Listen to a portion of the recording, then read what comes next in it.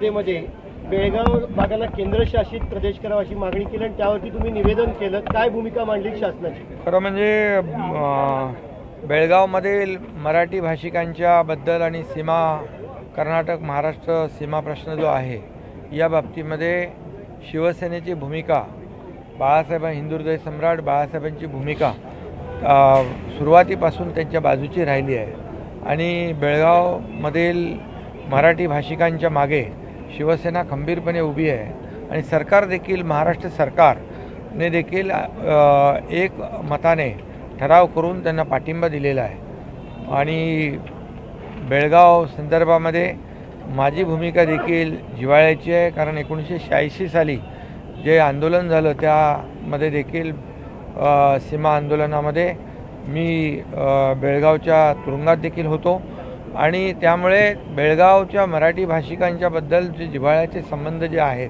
ते गेल्या अनेक वर्षापासूनचे आहेत.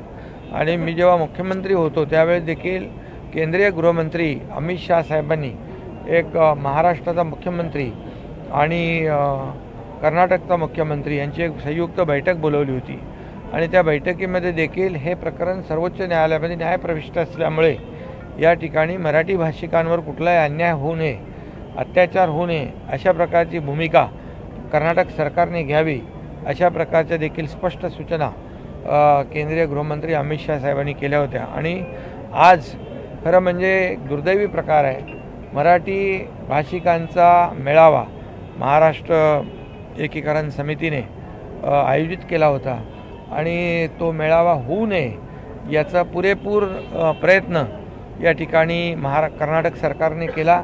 कर्नाटक सरकारने एक दडपशाही केली आणि जे आंदोलनकर्ते होते ते माजी आमदार असतील, माजी महापौर असतील, अनेक लोक, शेकडो मराठी भाषिकांना वेगवेगळ्या तुरुंगामध्ये डांबण्याचं दुर्दैवी प्रकार त्या ठिकाणी केलेला आहे आणि म्हणून याचा मी जाहीर निषेध करतो, धिक्कार करतो. आणि आज वरिष्ठ सभागृहात विधान परिषदेमध्ये देखील सरकारची भूमिका आणि शिवसेना पक्षाची भूमिका मी मांडली. मुख्यमंत्री महोदयांनी देखील सरकारची भूमिका मांडलेली आहे. त्यामुळे सरकारची भूमिका एकच आहे की कर्नाटकमधील मराठी भाषिकांच्या पाठीशी महाराष्ट्रातली 12.5 कोटी जनता पूर्णपणे खंबीरपणे उभी आहे आणि जे सर्वोच्च न्यायालयामध्ये प्रकरण सुरू आहे यासाठी देखील महाराष्ट्र सरकारच्या वतीने अनेक तज्ज्ञ वकिलांची फौज काम करते आहे आणि आणखी जे जे काही करावं लागेल ते आपण करू. त्याचबरोबर सीमावर्ती भागामध्ये देखील अनेक शैक्षणिक संस्था आहेत, त्यांना मुख्यमंत्री निधीतून अनुदान देखील आपण दिलं. त्याचबरोबर मुख्यमंत्री सहायता निधीमधून देखील आपण त्या भागातल्या लोकांना सुविधा उपलब्ध करून दिली जेणेकरून मराठी भाषिकांना न्याय मिळेल. आणि म्हणून मराठी भाषिकांच्या मागे पूर्णपणे महाराष्ट्र खंबीरपणे उभा आहे. त्याचबरोबर एक दुसरा प्रकार मुख्यमंत्री महोदयांनी सांगितलं की त्यांच्या सभागृहामध्ये स्वातंत्र्यवीर सावरकरांची प्रतिमा जी आहे ही काढण्याच्याबद्दल प्रयत्न सुरू आहे. त्या बाबतीत देखील त्यांचा निषेध करावा तेवढा थोडा आहे.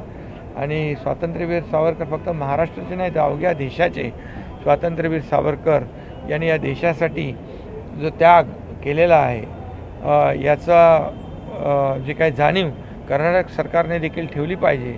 आणि आपल्या सभापती नीलमताई गोरे यांनी देखील स्वतः सांगितलं आहे की तिकडच्या सभापतींना कळवून या ठिकाणी ती स्वातंत्र्यवीर सावरकरांची प्रतिमा काढू नये अशा प्रकारचा आवाहन देखील त्यांनी केलं आहे आणि सरकार देखील या भूमिकेशी सहमत आहे.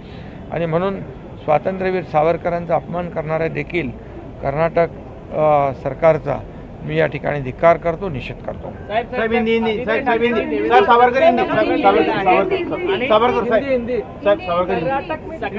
कर्नाटक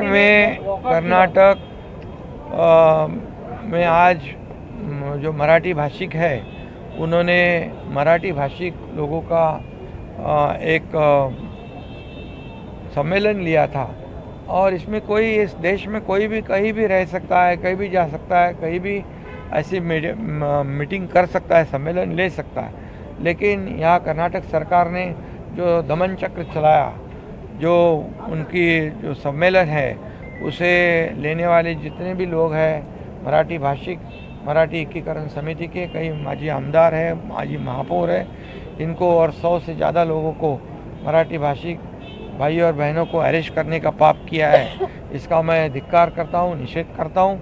और मराठी भाषिक जनता जो है वहाँ पर उसके पीछे शुरू से हिंदू हृदय सम्राट बाला साहेब ठाकरे जी ने भूमिका ली थी, वही भूमिका हमारी भी है, वही भूमिका हमारी सरकार की भी है। और पूरे 12.5 करोड़ जनता ये कर्नाटक में रहने वाले हमारे मराठी भाषिक जो है उनके पीछे खंभीरता से उभी है, खड़ी है। और उनके लिए कई ऐसे स्कूल हैं, उनको भी अनुदान देने का काम किया है। कई लोगों को आरोग्य सुविधा देने का काम हमारी सरकार ने किया है। इसलिए सरकार की भूमिका स्पष्ट है। इसमें हमारे केंद्रीय गृह मंत्री अमित भाई शाह, इन्होंने भी, मैं जब मुख्यमंत्री था तब मुझे और कर्नाटक के मुख्यमंत्री दोनों को बुलाया था।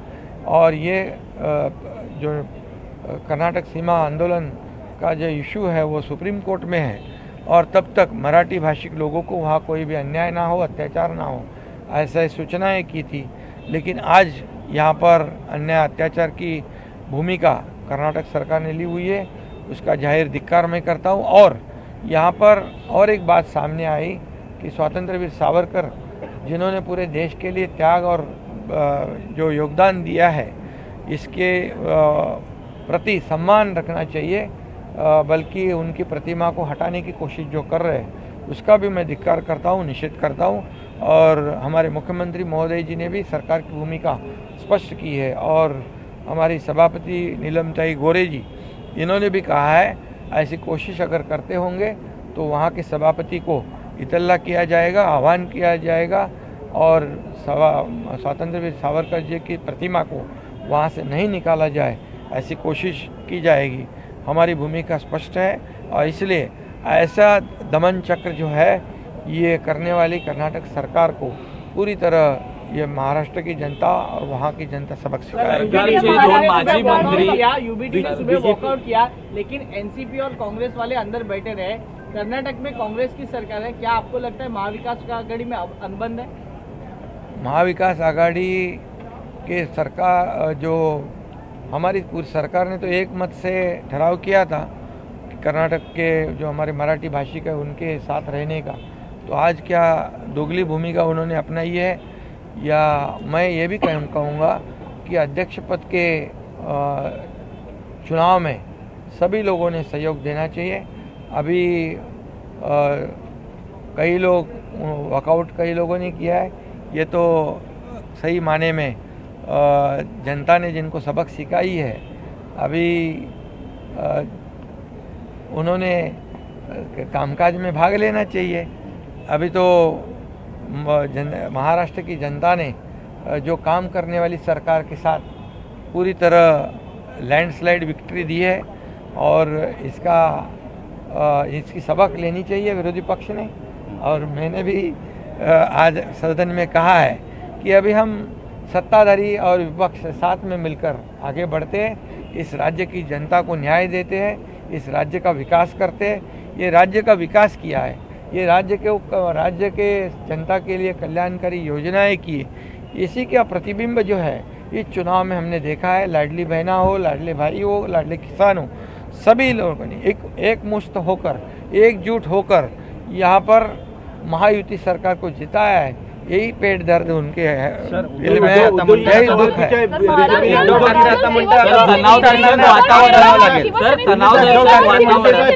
शिंदे साहब, बीजेपी ने उद्धव जी से सवाल पूछा है कि क्या वो सावरकर के अपमान पर चुप बैठेंगे या अभी सवाल पूछेंगे? इससे पहले सावरकर जी के अपमान के बारे में चुप्पी साधे बैठे, इसलिए तो हमें तो नई सरकार गठित करनी पड़ी। और इसलिए मैं इतना ही कहूँगा, सभी लोगों ने कर्नाटक के सरकार ये विषय पे सभी लोगों ने एकजुट होकर कर्नाटक में रहने वाले हमारे मराठी भाषिक जो है उनका साथ देना चाहिए। तणावदर्शक वातावरणासाठी आपले दोन माजी मंत्री जाणार आहेत का?